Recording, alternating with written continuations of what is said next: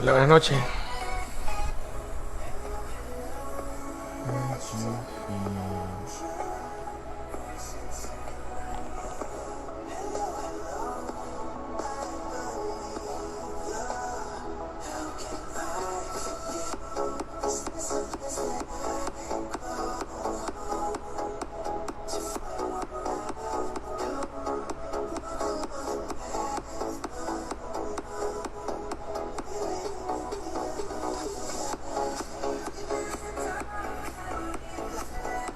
Hola Maybel, Joesly, Zaida, Erika.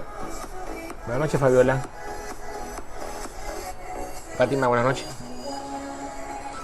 Erika también, buenas noches. Josefa Blanco, buenas noches.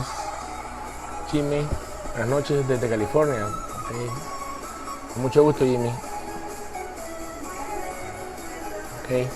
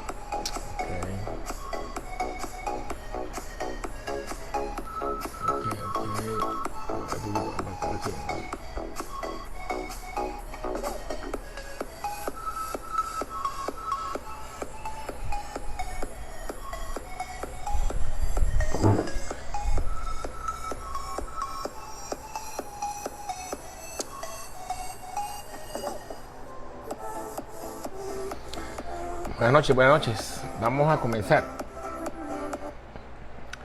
Hola amigos, muy buenas noches a todos. Los saludo el doctor Pablo Hurtado, cardiólogo, desde su programa que hacemos los martes en vivo, 8:20, más o menos. Un abrazo a toda la gente de Nicaragua que me ve y también a los amigos que nos ven desde otras partes de América Latina, también en Estados Unidos, España.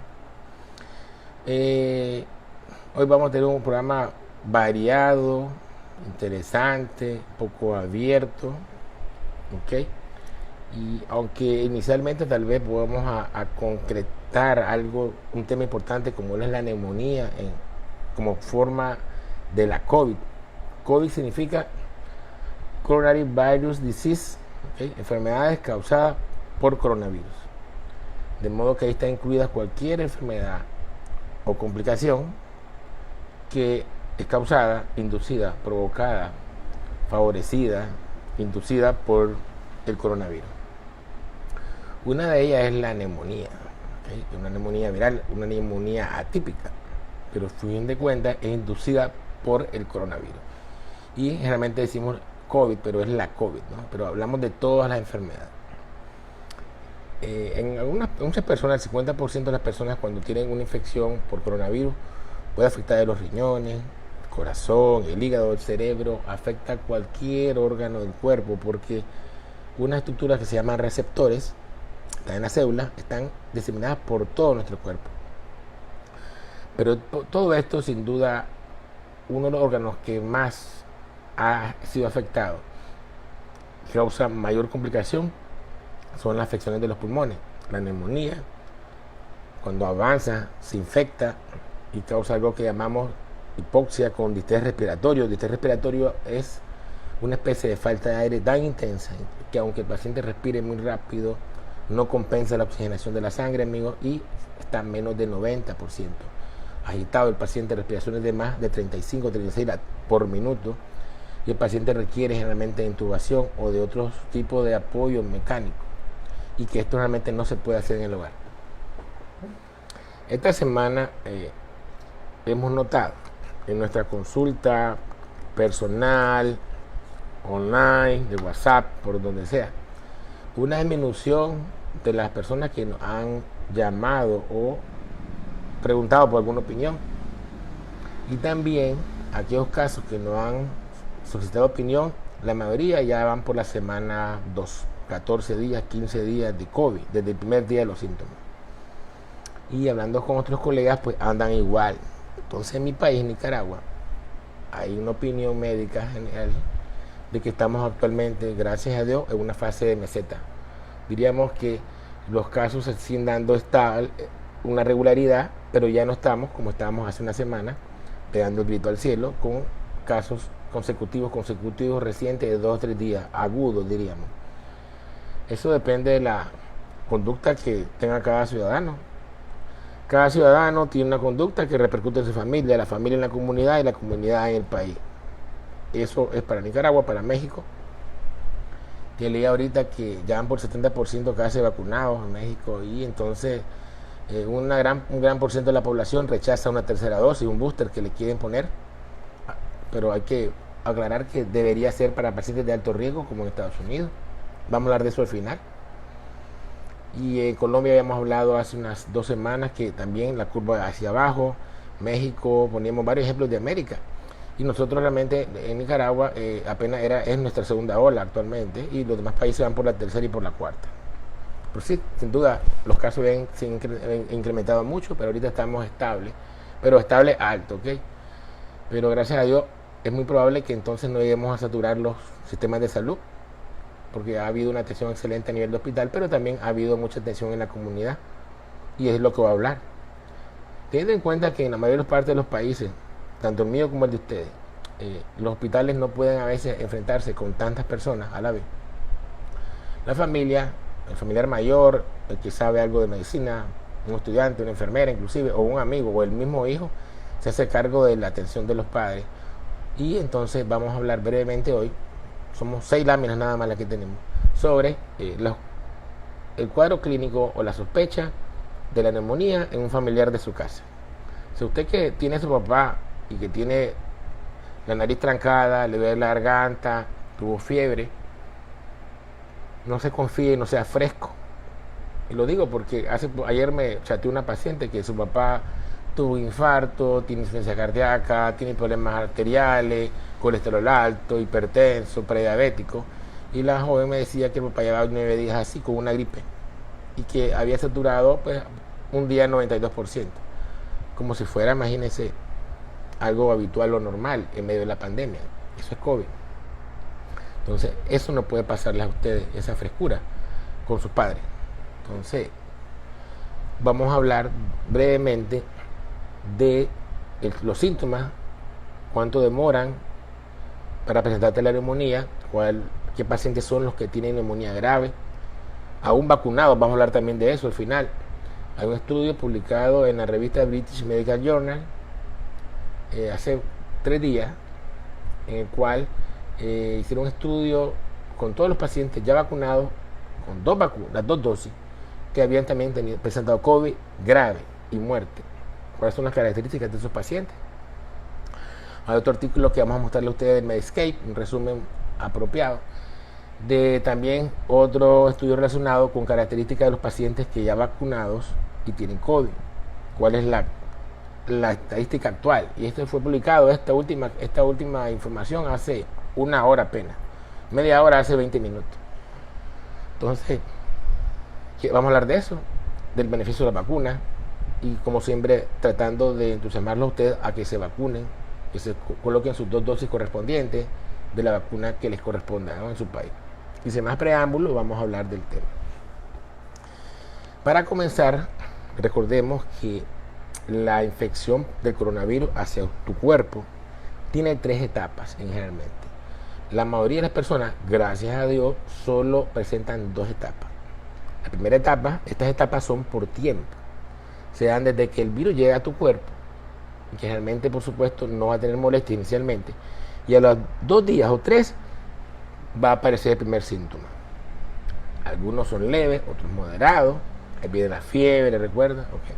La secreción nasal es la señal de que algo en tu cuerpo está ocurriendo. A eso se llama fase viral.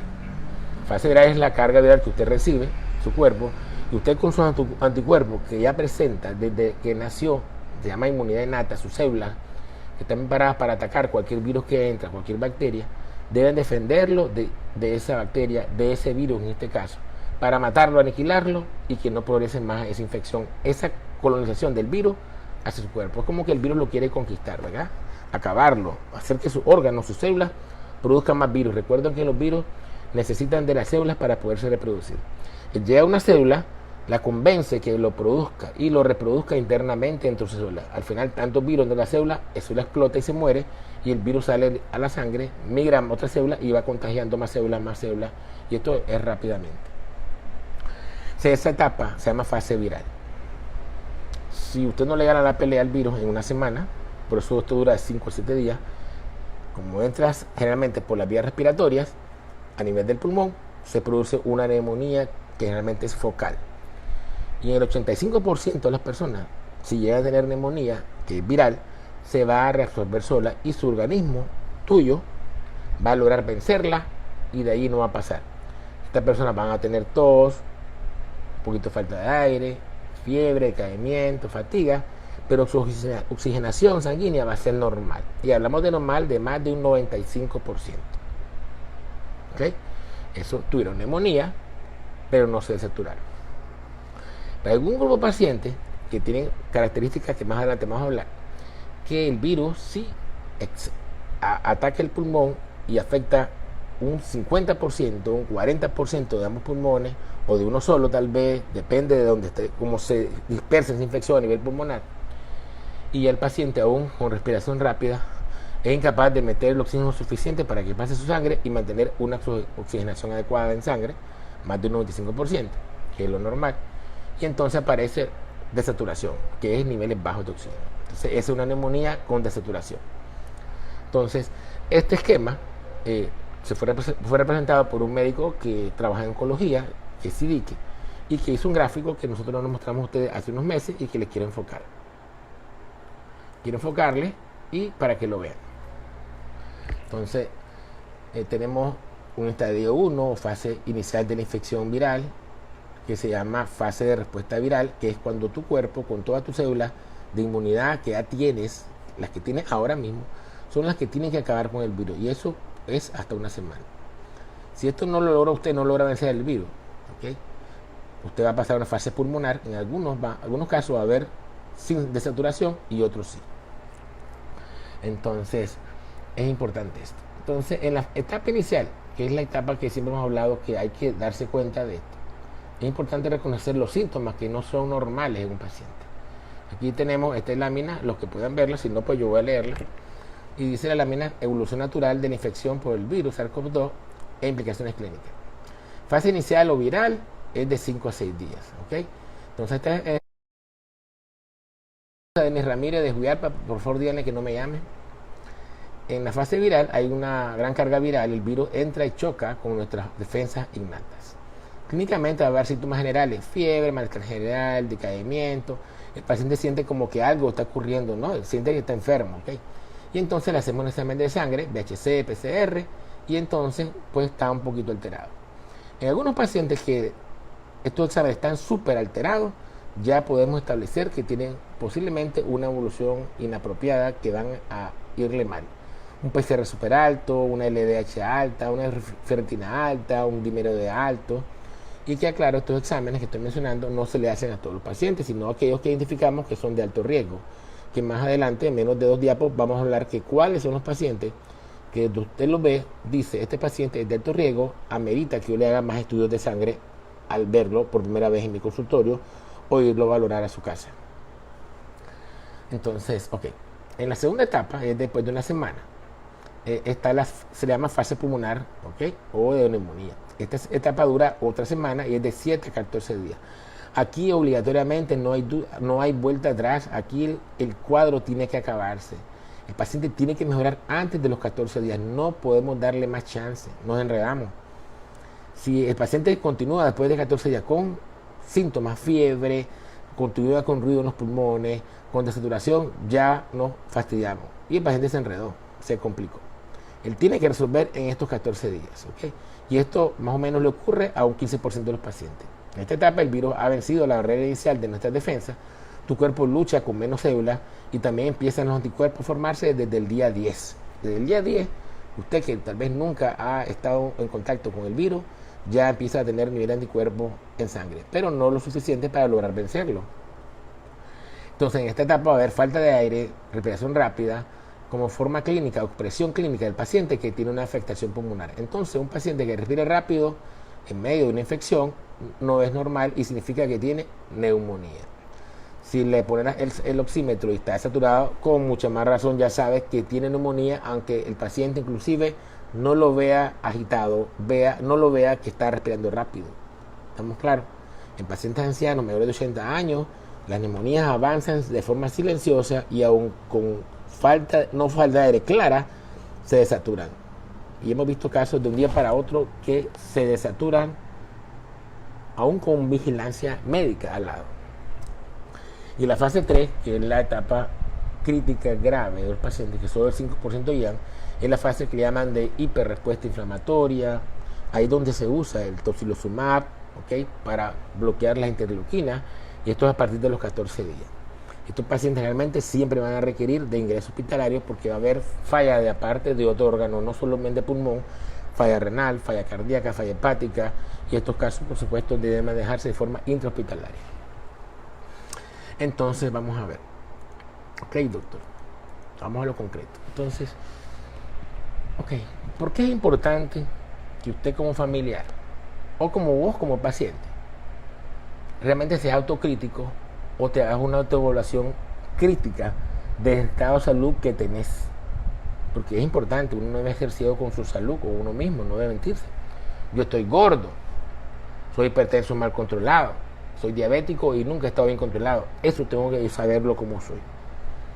¿Okay? Y lo debo decir porque vamos a mencionar factores de riesgo que pueden inducir a que un paciente que tiene tal vez 3 días con fiebre, ya sabemos que tiene COVID, ese paciente va a ir a neumonía grave prácticamente, amigos, casi y desgraciadamente, independientemente de lo que hagamos. ¿Sí? ¿Cuáles son entonces los factores de riesgo que pueden inducir a un paciente de que está ya ahorita actualmente saber que si él se enferma de coronavirus puede irle mal? Son estos los factores. Edad mayor de 50 años, que sea hombre, que tenga obesidad cualquier grado e independientemente de la edad, que fume, que sea hipertenso, que sea diabético, que haya presentado un infarto, que sea revascularizado, que tenga angina de pecho, que le hayan dicho que tiene cardiopatía isquémica, que tenga algo que se llama en cardiología insuficiencia cardíaca, que es un déficit de contracción del corazón, que tenga cualquier grado de insuficiencia renal. No hablo, amigos, de infección renal, hablo de insuficiencia, un aumento de la creatinina con una disminución del filtrado glomerular, que tenga una enfermedad pulmonar crónica y que sea grupo sanguíneo A. Okay. Y vamos a hablar de eso brevemente. Hoy hay poquito material que les traigo, pero quiero hablarlo con calma. Quiero señalar varias cosas de eso que mostré. El EPOC, fíjense que en la primera vuelta, cuando el coronavirus original, siempre se pensó que los asmáticos iba a irles mal a todas aquellas personas que tenían enfermedad pulmonar crónica también. Pero a la hora de ver estadísticas del mundo, en esa primera vuelta, primera ola, ¿okay?, se encontró que los pacientes con asma y EPOC no les fue tan mal como se esperaba. Es más, no eran la mayoría de las muertes de los pacientes. La mayoría eran gente mayor, diabéticos y obesos. Hipertensos también, recuerda. Pero eso ha cambiado actualmente. En estas últimas olas que hemos visto en todos los países del mundo, sí, ya las personas con EPOC y asma realmente están presentando una mortalidad elevada, tal cual se pensó ya presentársela el año pasado. No fue así. Es probable que estos pacientes, como generalmente usan esteroides para sus bronquios, para broncodilatarlo, eso pudo haberle dado a ellos al inicio una cierta protección de inflamación bronquial, pulmonar. A larga, pues pudo haber retrasado la neumonía y permitir pues tratamientos apropiados para evitar complicaciones. ¿Okay? Entonces, pero ahora sí, hemos visto pacientes que EPOC y les va mal. Igual que pacientes asmáticos, aún gente joven, y se complican con desaturación.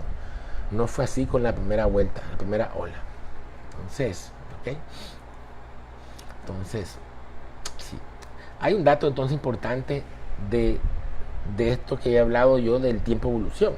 Yo decía que la fase viral, que es la fase de lucha de tu cuerpo contra el virus, dura 7 días. Y entonces me pueden decir algunos de ustedes o pensar, pero mi familiar se agravó a los 5 días, doctor. ¿Cómo es eso? ¿Por qué mi familiar tuvo neumonía? Al 5.º día estaba grave y al 7.º día estaba internada.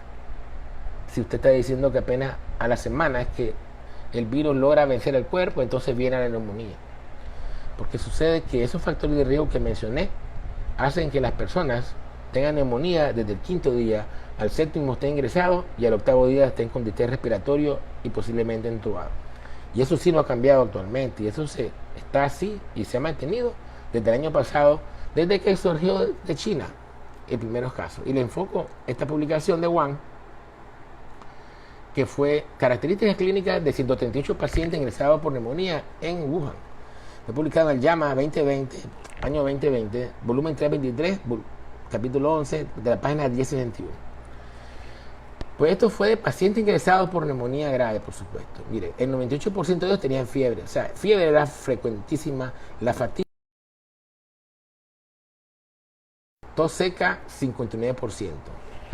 Recordemos los que no son médicos, cuando hablamos de por ciento, es de 100, 98, de 100.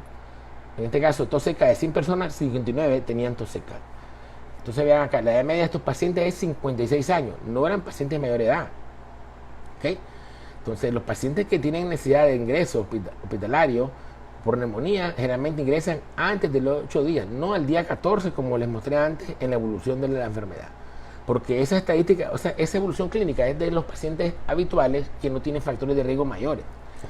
Pero los pacientes que tienen muchos factores de riesgo, enfermedades como obesidad, sexo masculino, hipertenso, diabético, enfermedades cardíacas que les mencionaba, desde el primer día de los síntomas hasta que empieza la falta de aire, son 5 días como promedio. La falta de aire, amigos, grábenselo en la cabeza, que es sinónimo de neumonía, mientras no se muestre lo contrario. Un paciente con COVID, con faringitis, con amigdalitis, probable que ustedes crean que es algo de la garganta, una sinusitis, no tiene por qué tener falta de aire.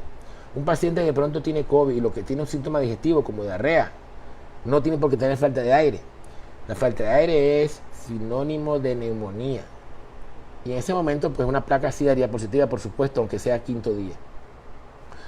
También estos pacientes del primer día de los síntomas, a ingresar a su hospital, 7 días como promedio. Y del primer día de los síntomas, al distrés respiratorio que hablábamos, 8 días. ¿Cuándo ocurrió?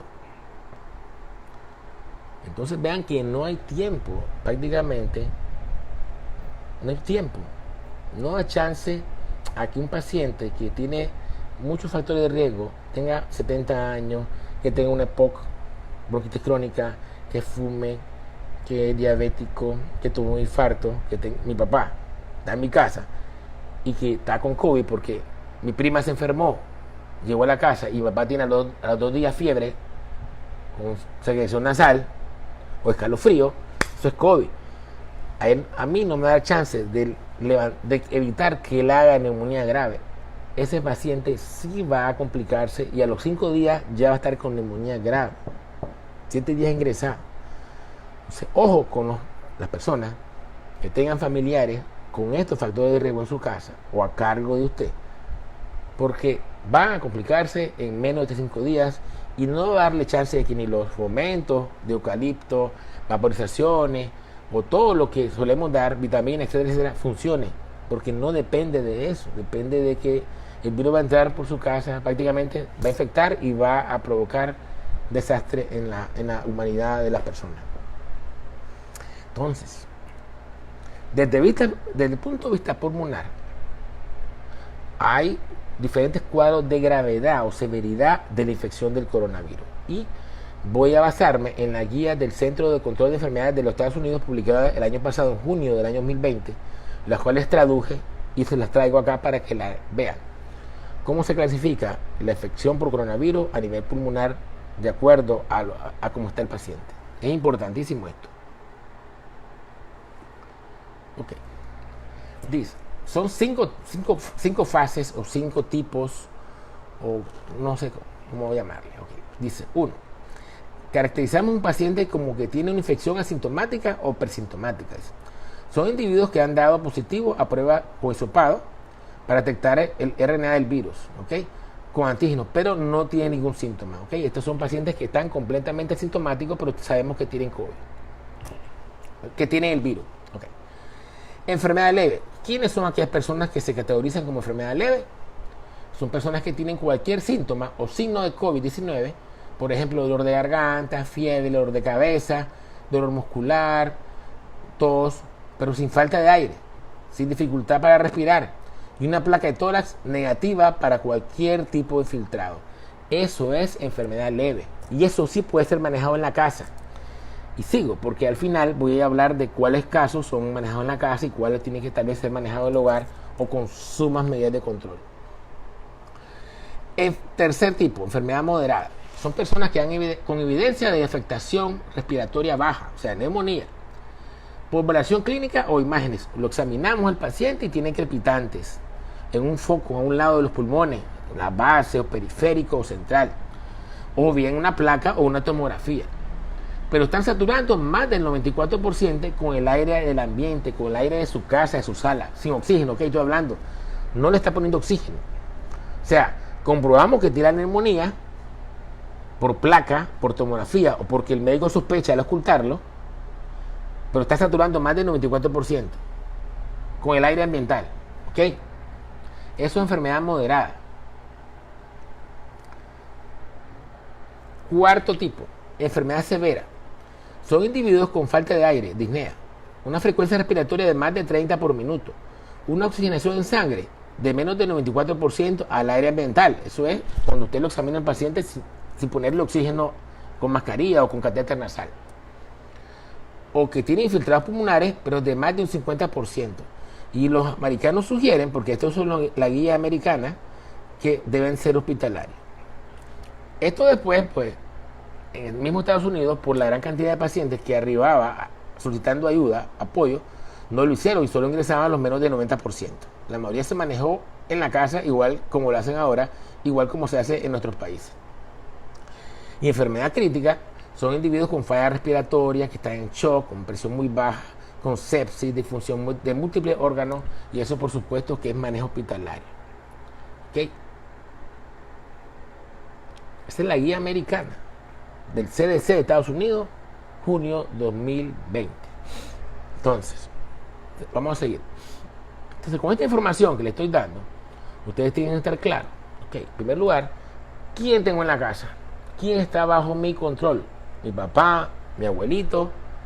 ¿O quién es el paciente más vulnerable en mi casa? ¿Quién es aquel que tiene más riesgo? ¿Quién es el que no se puede enfermar? Okay. Entonces, bueno. Okay. Se enferma mi familiar. Ok, oh, wow. ¿Qué decisión tomo? ¿Lo manejo en el hospital o lo manejo en la casa? Discúlpenme. ¿O lo manejo en el hospital? Nadie quiere ingresar a su paciente en el hospital, que conste, nadie. Ok, entonces yo voy a darles por lo menos algo de información si se decide en su casa, por lo menos que sepa lo que está manejando. ¿Cuál es la clasificación inicial y toma de decisión? Bueno, en primer lugar vamos a hablar a la izquierda, son los pacientes de bajo riesgo, que son los que no tienen los factores de riesgo mencionados.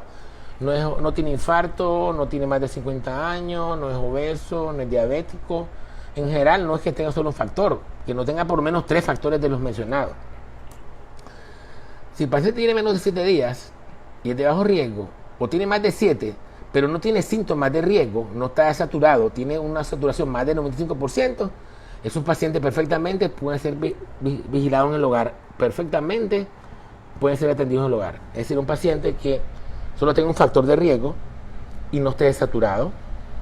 Si está menos de 7 días, por supuesto, no tiene frecuencia respiratoria más de 30, que es la indicación que tiene neumonía. O sea, es lo que sugiere que tiene neumonía, mejor dicho. Usted como no médico, usted está en su casa y no sabe cómo evaluar a su papá. ¿Ok? Entonces, ok, mi papá no tiene la frecuencia respiratoria más de 30, es verdad que tiene 70 años, pero está respirando bien. Yo le enseñé la vez pasada cómo se medía la frecuencia respiratoria. Vigilen a su familiar, el movimiento del tórax o de la barriga, en 30 segundos, y lo multiplican por 2. Si le da más de 15 en 30 segundos, es que tiene más de 30 respiraciones por minuto. Entonces, tiene neumonía. ¿Ok? Traten de descartar que no tenga fiebre en ese momento, porque la fiebre aumenta la frecuencia respiratoria. Pero una fiebre más de 5 días, una respiración más de 30 por minuto, una saturación menos de 94, eso es neumonía, aunque el paciente no esté jadeando. Personas mayores de edad no tienen muchas veces la respiración rápida. Son flacos, delgados algunos, por su poca fuerza muscular, respiran superficialmente y usted no lo nota. Y lo que puede notar es que cuando caminan lo hace con debilidad marcada, con gran fatiga. ¿Okay? Ahora, si su familiar tiene más de 3 factores de riesgo y decide manejarlo en la casa, debe de saber que es de alto riesgo de neumonía grave, con desaturación y bueno, y hasta mortalidad. Ok, entonces, ¿qué podemos hacer para proteger a nuestros pacientes, nuestros familiares de alto riesgo, amigos? Pues vacunarlos, diagnosticarlos rápido, aislarlos de las personas que están en la casa, que tienen COVID, por supuesto. ¿Okay? Entonces yo voy a hablar un poco sobre lo que he visto en estos días, sobre que me han reafirmado que las vacunas sí protegen. Casos propios que hemos visto en esta semana previa. Y los enfoco, bueno, y son con clave. ¿Las vacunas protegen de la necesidad de ingreso y muerte? Pues sí. Sí. Aunque ustedes vean que hay complicado, sí. Y vamos a ver más adelante sobre eso. Vamos a acordarme ahora. Tengo una paciente femenina de 70 años, diabética, hipertensa. Fue una fiesta de unos 15 años. Y sucede que a los 3 días, la que le invitó a la fiesta salió con COVID. Y a los 5 cae ella, cae el esposo, cae la hija, cae el yerno, hasta los gatos de la casa tenían COVID. Pero ella, por ser diabética y tener varios factores de riesgo, hizo neumonía de entrada, del 5.º día. Hizo crepitantes de las 2 bases pulmonares, pulmón derecho, se saturó hasta el 92%. ¿Qué es lo que lleva a ese paciente obligatoriamente? Lleva oxígeno, con mascarilla, no con catéter nasal, con mascarilla, ¿ok? Mascarilla de reservorio se le llama, lleva esteroides, dexametasona. El estudio que avaló eso fue inglés, ¿ok?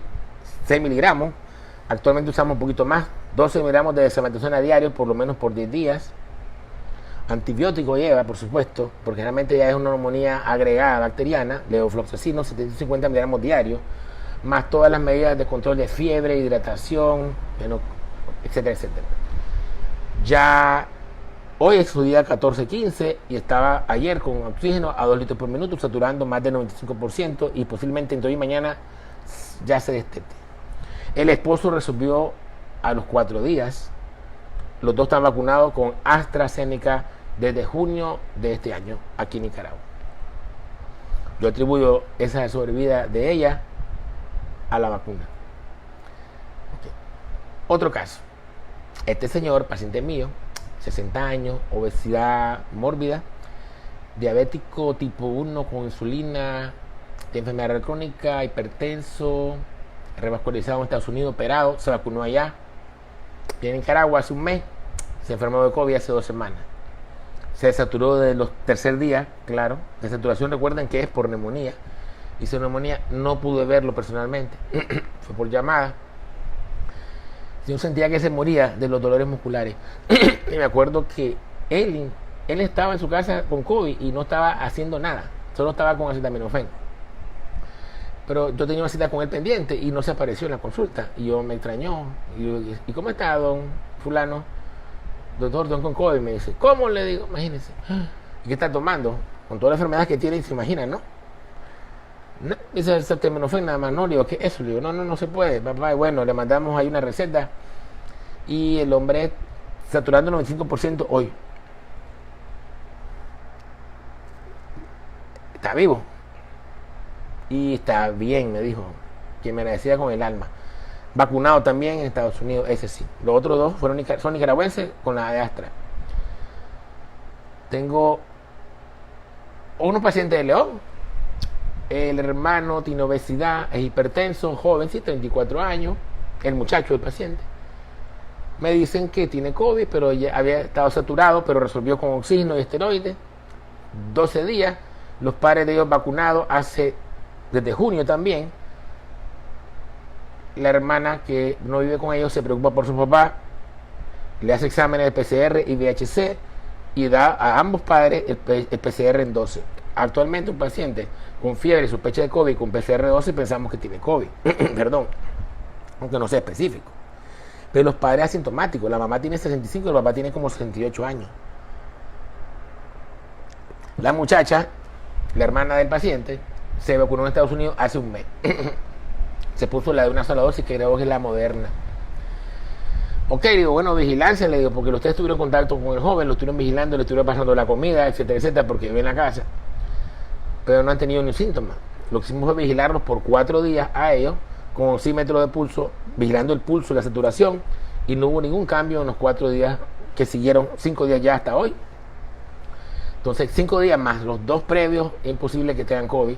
Entonces, esos exámenes están altitos porque son pruebas de que tienen anticuerpos en sangre, y a la hora que el virus quiso llegar a su cuerpo, su anticuerpo inducido por la vacuna lo rechazaron y en cierta forma tienen internamente una, entre comillas, reacción inflamatoria.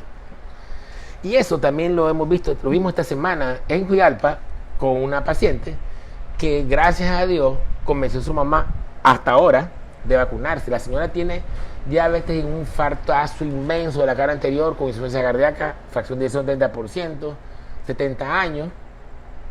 La señora le gusta ir a ver a sus hijos a otras casas, los hijos son pachangueros. Y yo decía, si tu mamá coge COVID se muere, hay que vacunarla. Pero señora, al fin, mayor de edad, no se quiso vacunar. Cuando le tocó hace como desde mayo en Nicaragua, creo que estaban vacunando para personas mayores. El hecho es que ahorita, hace una semana ella me dijo, doctor, ¿vacuna mamá con la Astra? Claro que sí, le digo. La de AstraZeneca para personas mayores de edad es muy buena. Y se vacunó la señora y resulta que al día siguiente la hija y 3 muchachas más de hacer la gran fila con otras personas empieza a tener fiebre y dolor muscular y piensa que cogió COVID. Digo, tranquila, le digo. Se hicieron VHC, PCR, lo mismo, el PCR en 12, 14, como si fuera COVID, y el VHC típico de una infección bacteriana, es lo que vi. Leucocitos 9.500, 10.000, con segmentado 70 y pico %, como si fuera una infección bacteriana, y eso lo han tenido las personas que han consultado, que se han vacunado y que tienen reacciones adversas por la vacuna, o que han estado en contacto con pacientes que han tenido COVID agudo. Entonces, sí, da una respuesta en tu cuerpo que demuestra que las vacunas, por supuesto, producen anticuerpos y protegen. Por eso yo estimulo, exhorto a los que me están viendo o que tienen sus padres que aún no se han vacunado, que los vacunen. Porque sí, que aprovechen. Ahora bien, ¿la vacunación protege 100% de que el paciente no se enferme? No. Y voy a traer ahorita a colación el artículo que les planteaba, que acaba de salir en Medscape hace 1 hora y media ya, que habla de esto. Dice, una enfermedad nueva que debemos conocer, COVID-19 después de ser vacunado. Y este artículo habla sobre los síntomas comunes que presentan los pacientes que ya están vacunados con las 2 dosis o con 1 dosis inclusive y que adquieren COVID. Y escribe muy bien en esta parte sobre todo los casos de Estados Unidos. ¿Okay? Habla solamente generalmente que un 5.5% de las personas se han complicado. Que muchas de las personas que han ya sido vacunadas y tienen contacto con COVID y se vuelven positivas son asintomáticas. Habla que hasta un 46% de las personas se pueden volver asintomáticas, aún infectadas, pero ya vacunadas. Eso es interesante. Lo que estamos buscando es, sinceramente, no morirnos de neumonía y no requerir ingreso. ¿Okay? Ese es el valor duro estadístico. Es lo que todos queremos. Lo ideal sería que ni siquiera nos enfermáramos, que ni siquiera tuviéramos fiebre. Pero el virus es un poco agresivo, ¿verdad? Entonces, creo que lo que más tenemos depreciado en la vida es la vida misma. Entonces, por lo menos ahí, sí, claro que sí. Las vacunas tienen aquella eficacia antes mencionada, de Sputnik 93.6%, la de Pfizer 95%, recuerdan. Ahora con la cepa Delta, que es la que más está difundida o existe en casi todos lados, han bajado un 10%, 85%, 90% andan. Pero que conste, no en todo, en Estados Unidos mismo hay de muchas cepas de virus. Está la Delta, pero está la original. Ahora leí un artículo, está una cepa que es de Japón, en un estado de Estados Unidos, pero que hay apenas 50.000 contagiados de esa cepa. Por supuesto, Estados Unidos es un país que es múltiple de migración, entonces hay de todo tipo. Y lo que quiero decir es que sí, las vacunas protegen, ¿okay? Y que muchos de ellos pudieran ser asintomáticos. Entonces aquí habla de un estudio hecho en Israel, okay, con 1.500 pacientes. Voy a enfocar. Okay. En un estudio realizado en Israel, casi con 1.500 pacientes que eran trabajadores de salud completamente vacunados, 39, o sea, 2.6% fueron positivos para el virus, de los cuales casi el 70% se hizo la prueba solamente, pero estado en contacto con alguien positivo, es decir, eran asintomáticos. ¿Okay? Dice que estos pacientes que fueron positivos, el 33% se mantuvo asintomáticos y los demás tuvieron un poco de 36% congestión nasal, 28% mialgia, 28% pérdida del olfato y 21% fiebre. Ninguno fue ingresado. Esto fue un estudio en Israel. Bueno, y ahí hablan de más estadísticas de otros estudios. Vamos a cerrar esa ventana y voy a hablar del estudio que mencioné, publicado hace poco en la revista British Medical Journal, que habla sobre el estudio que identifica a pacientes que aún siendo vacunados pueden tener mortalidad elevada. Aquí está. Esto fue publicado acá, traducido al español, el 23 de septiembre. Hoy es el 28, hace 5 días. El anterior artículo que leí fue de ahorita mismo, hace 1 hora y media. Viene. Entonces aquí está, vamos a ver. Como les había mencionado anteriormente, fue publicado en la revista, bueno, es de Reino Unido, pero fue publicado realmente en MedRxiv. Es una revista que publica artículos que aún no han tenido revisión por pares, que consta.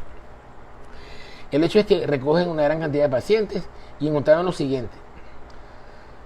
¿Cuáles son los pacientes que tienen mayor riesgo de complicaciones aún ya vacunados? Ojo, adultos o niños con síndrome de Down, 12 veces más riesgo. Trasplantados de riñón, pacientes con anemia de células falciformes, pacientes que han estado o están con quimioterapia, aquellas personas que viven en hogar de adultos mayores, sobre todo en estos países de Europa. Recuerden que hay muchos homos, que le llaman, son casas de retiro, pacientes con VIH o SIDA, pacientes que tienen cirrosis hepática, pacientes que tienen afecciones neurológicas como que les produce cuadraplegia o hemiplegia, o una disfunción neurológica, o sea, cierto retraso en el desarrollo psicomotor, que haya sido trasplantado recientemente de médula ósea o trasplante de órgano, corazón, por ejemplo, pacientes con demencia que tienen cierta dependencia de otras personas, pacientes con Parkinson 2.2 veces. Entonces, sin embargo, más abajo del artículo, que eso yo lo leí, que creo que no está acá, hablan también de pacientes con enfermedad renal crónica y cardiopatía isquémica. ¿Okay? Entonces, sí.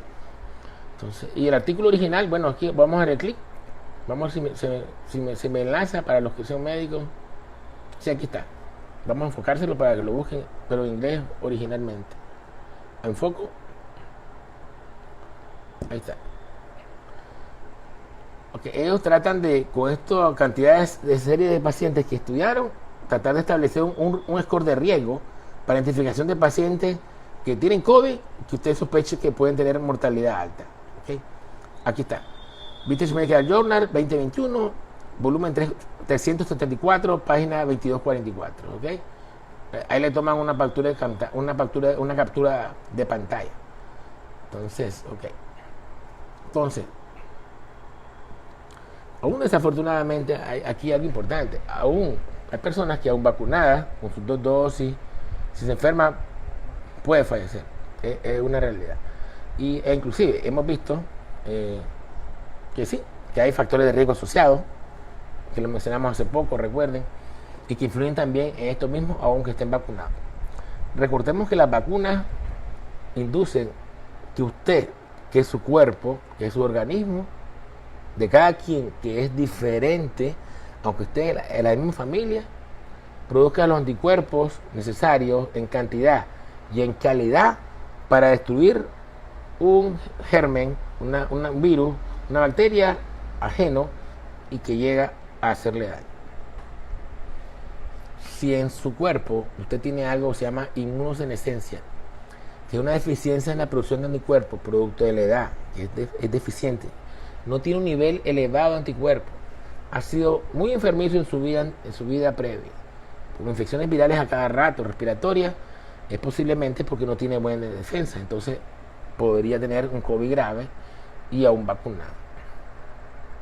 Entonces, debido a esto, que se sabe que hay grupos de riesgo que cada país ha identificado, es por eso que en Estados Unidos, en Inglaterra, en México, están tratando de ponerle una tercera dosis a personas que están en los grupos vulnerables o de muy alto riesgo, con la intención de elevar ese nivel de anticuerpos que tal vez está al 70% a un 80 o 90%. O sea, eso se llama cantidad de anticuerpos neutralizantes.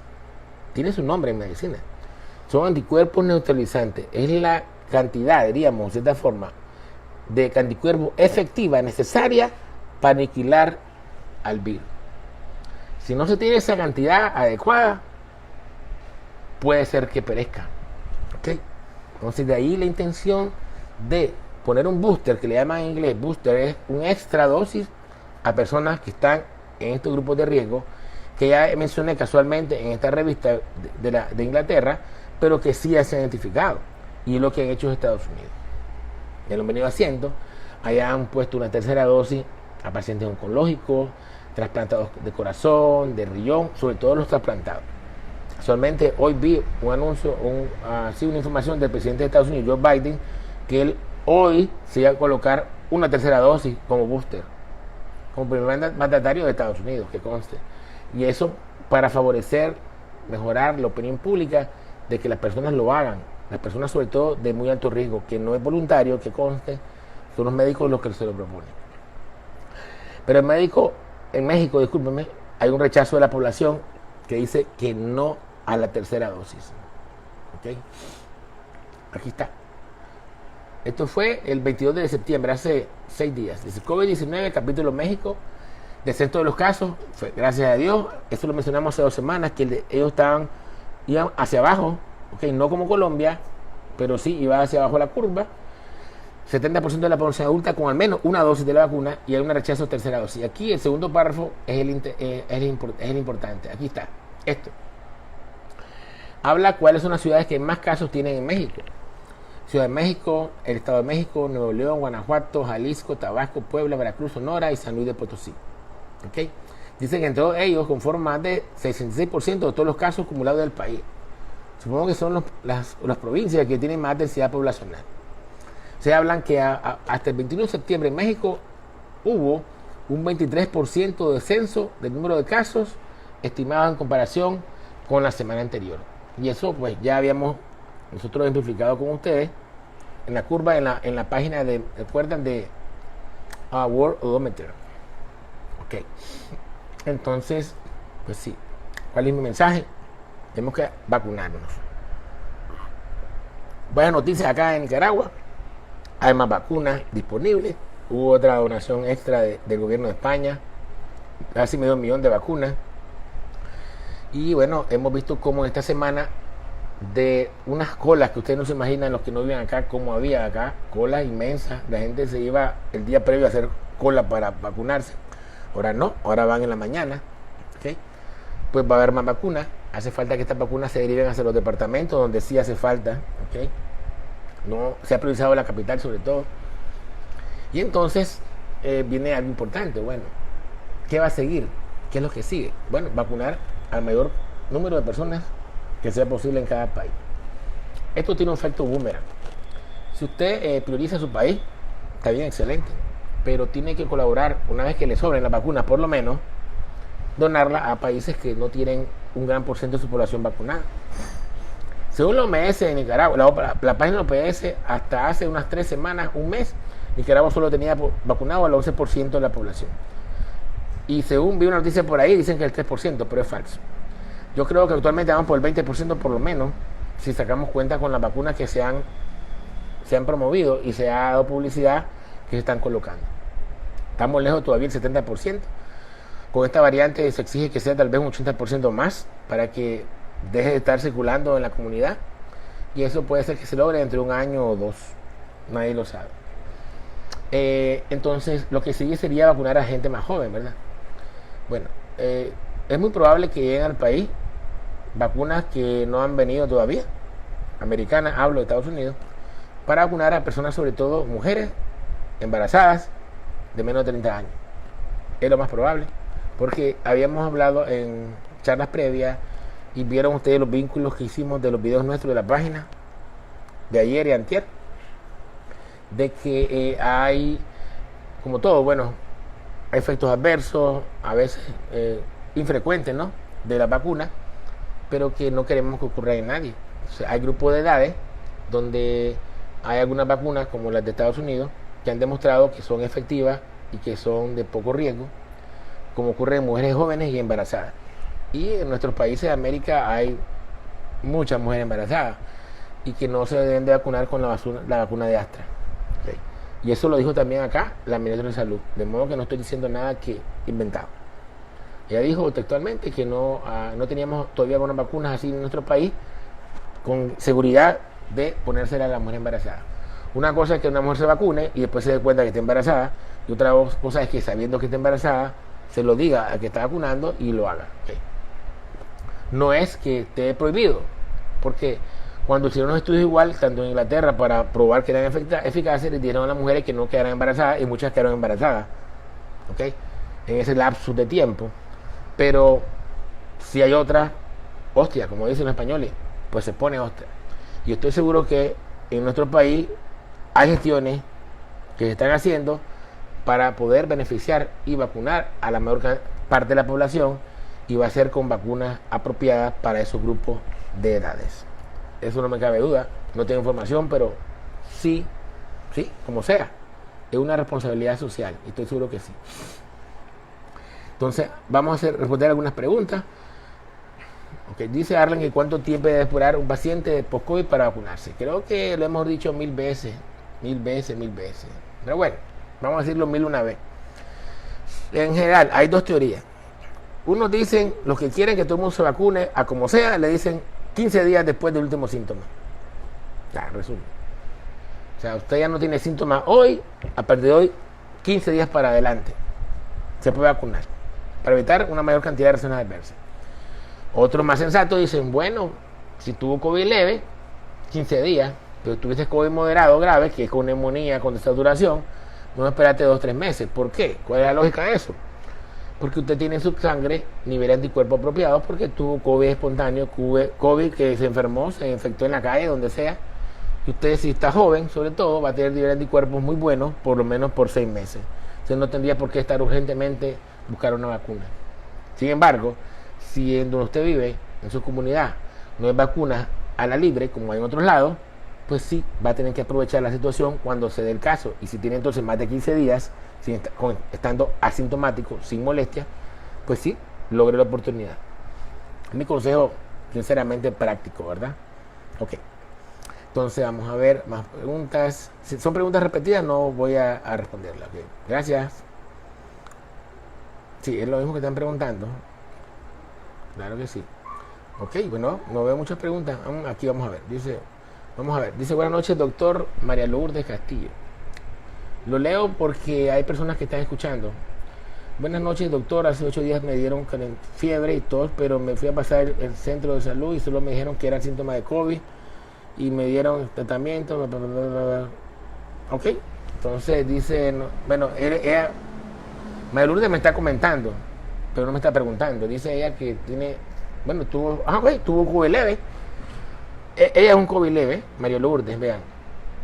Tuvo síntomas respiratorios por una semanita, le dieron tratamiento sintomático que es antigripales para fiebre, para dolores, y ahora a los 8 días solo tiene tos, dice, y que es esporádica, no es frecuente.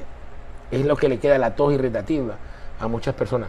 Ella tuvo su neumonía viral, claro, pero se está reabsorbiendo y esa irritación del pulmón que irrita la pleura es la que le da tos seca, o bien la irritación de los bronquios que produce secreciones, da tos seca, pero se siente mucho mejor, sin decaimiento, ya le se quitó la fiebre, entonces estuvo bien. Entonces, cuando no tengas tos, 15 días después se puede vacunar, por si acaso era la pregunta. Entonces,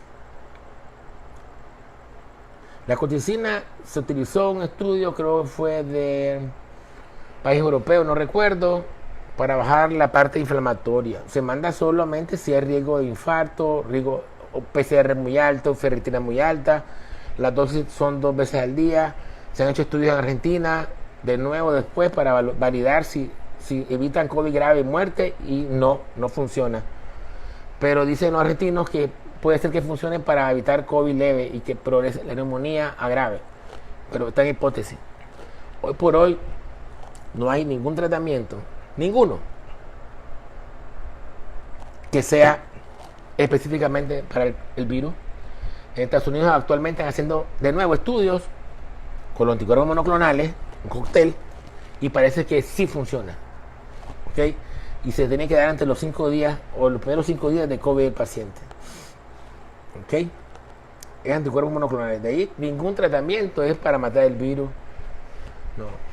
Yo lo que lo veo más sencillo es tomar algo para levantar la defensa y que tu cuerpo se encargue. Es la única forma.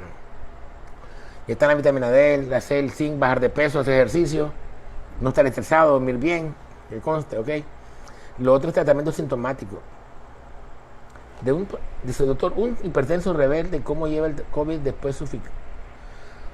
Shirley me hizo una pregunta, un comentario. Qué bueno, porque yo iba a hablar de eso hoy. Ok. ¿Qué hemos visto últimamente? Sí, voy a hacerle comentario de esto.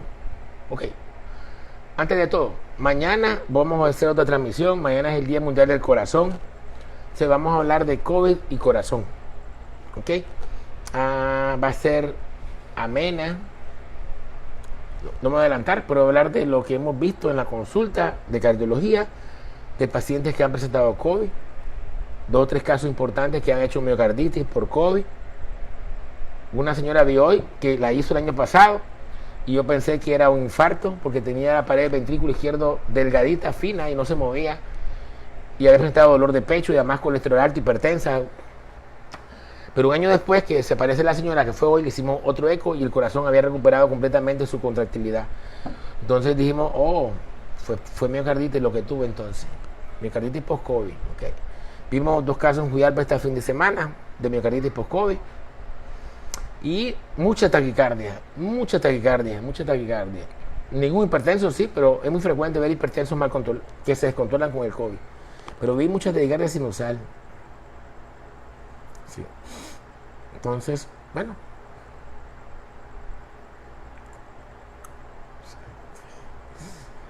Sí, yo lo que he tratado de buscar hoy es mostrarles a ustedes algunos rasgos de los pacientes que puedan tener COVID grave, ¿verdad? Que mencionaba pacientes con obesidad, pacientes con enfermedades pulmonares, asma, EPOC. Yo lo repito, desgraciadamente en esta ola actual hemos visto pacientes que tienen asma y EPOC que les va muy mal, y no fue así el año pasado. No fue así, no le fue mal. Sí. Ok, y entonces sí, un paciente asmático es de alto riesgo de COVID grave.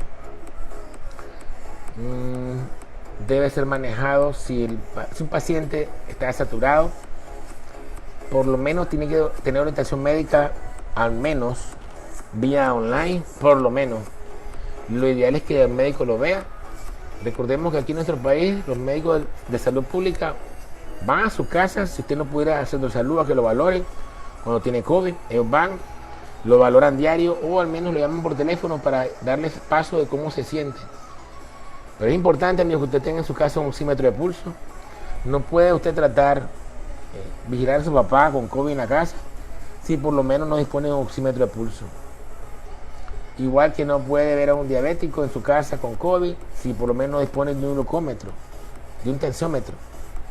Si usted va a atenderlo y va a ser de enfermero o médico, tiene que tener las condiciones que tiene un médico para poder ver a un paciente. Porque igual yo, si atiendo a alguien con sospecha de COVID o que tiene COVID, tengo que ocultarlo obligatoriamente. No puedo hacerlo con la oreja, tengo que hacer con mi estetoscopio. Entonces hay herramientas obligatorias de uso médico y de familiares que tienen que tener esa disponibilidad en su casa. No se puede a ojo, no se puede, porque desgraciadamente si lo hacemos así, lo pagamos con la vida. Entonces yo les agradezco pues la sintonía del día de hoy. Muchas gracias por estar acá. Si les pareció interesante el video, pues lo comparten con las personas. La idea es pues seguir creciendo en la página y con esta información y por supuesto llevarles este beneficio a todos ustedes. Los invito entonces mañana, tal vez un poco más temprano, haría el anuncio con tiempo. Hablaremos de COVID y enfermedad cardíaca en honor al Día Mundial del Corazón que se celebra mañana. Buenas noches, muchas gracias, y si hay alguna pregunta que yo vea después que sea diferente a cuántos días después me puedo vacunar después que tuve COVID, pues con mucho gusto le respondo pues.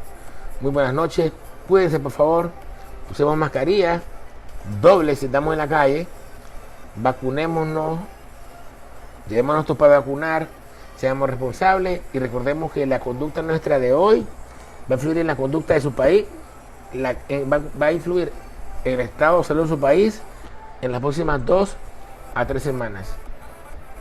Y eso es importante porque usted puede cambiar el futuro de salud de su país con la actitud que tome a partir de mañana responsable. Nunca es tarde para comenzar bien. Buenas noches. Un abrazo a todos. Gracias.